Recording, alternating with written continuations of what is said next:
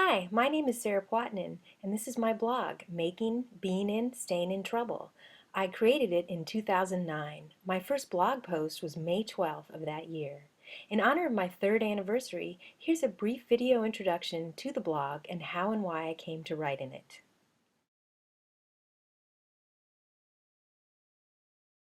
In the preface to her most famous book, Gender Trouble, Judith Butler writes, "Trouble is inevitable, and the task, how best to make it, what best way to be in it."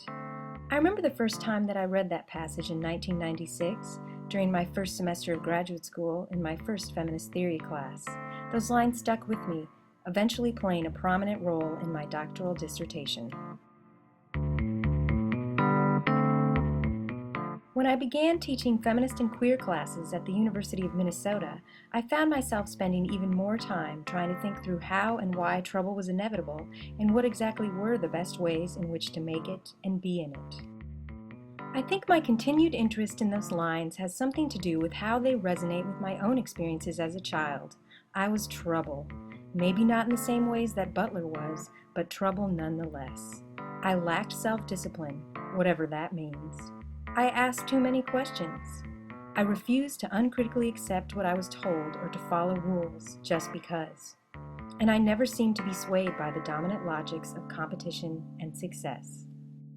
Then, when my daughter Rosie, a mini-me in appearance and temperament, was born, I felt a strong desire to find ways to value and guide her troublemaking tendencies instead of discouraging them.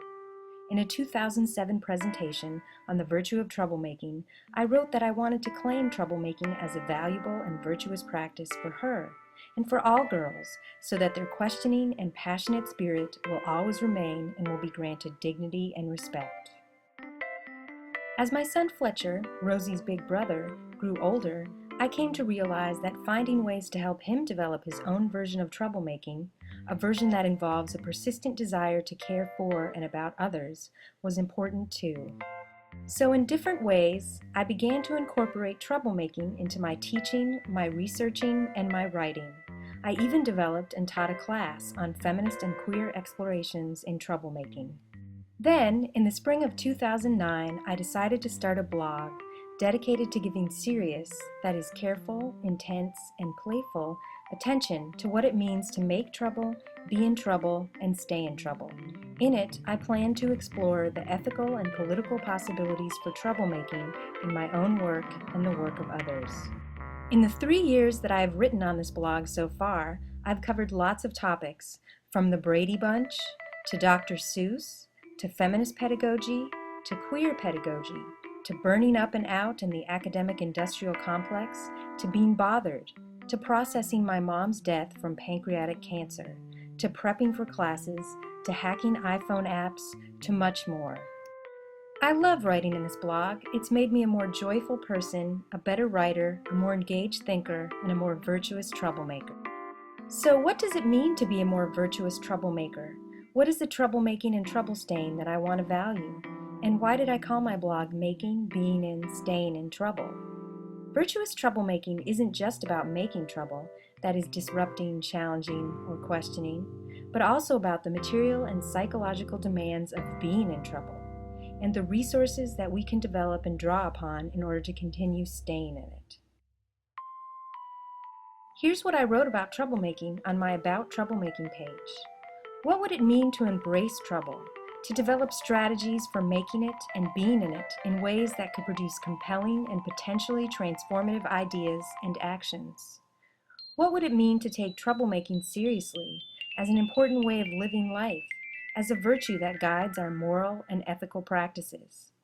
What would it mean to encourage the troublemaker and troublemaking within us, to listen to the voice that tells us that something isn't right and that demands that we challenge the ideas that are being forced upon us, to refuse to merely accept what we are told without question or careful consideration, to perpetually ask why things are the way they are and who benefits from them being so, and most importantly, always to think and reflect on our lives and our actions and relationships to others. When I started this blog, I was particularly interested in safeguarding critique and critical thinking. Immersed in academia and feminist and queer theory, I was heavily invested in encouraging myself and others to always critique and ask questions that challenge and disrupt. I think that investment was also influenced by my own unsettled space of grieving for my still living, yet slowly dying mom. Struggling to cope with my mom's impending death, it was helpful to dwell in those spaces of discomfort and uncertainty and to try to make sense of them. Indeed, my mom's illness has been a central part of this blog from the very beginning, as I recently wrote in my About Categories page. I started this blog back in May of 2009 and wrote most of my first entries during a trip to my parents' house when my mom was entering the final phase of dying from pancreatic cancer. She died in September of that same year. Not all of my writing on this blog explicitly addresses my painful experiences of living and grieving beside her, but her life and death surely haunts and inspires much of what I write.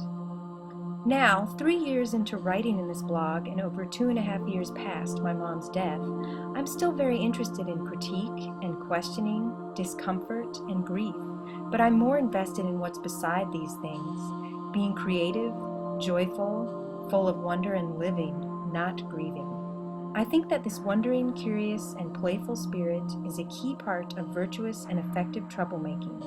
It's a needed complement to the demanding rigors of always questioning and never accepting ideas or rules or norms.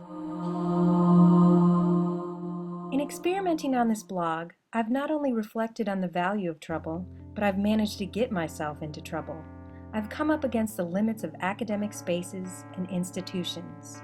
When I started my blog, I imagined it would allow me to experiment with connecting my academic self to my experiences and practices outside of the academy, and in some ways it has.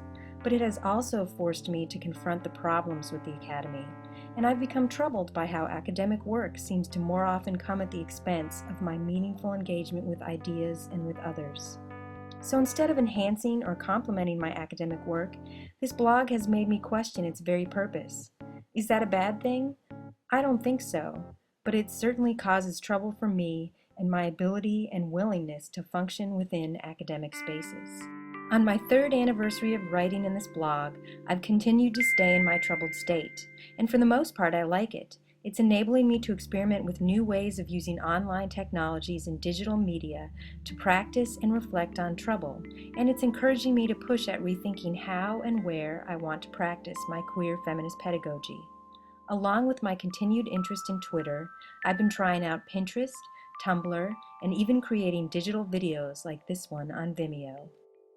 I'm convinced that none of this experimentation would be happening if I hadn't started writing in this blog on May 12, 2009, 3 years ago today.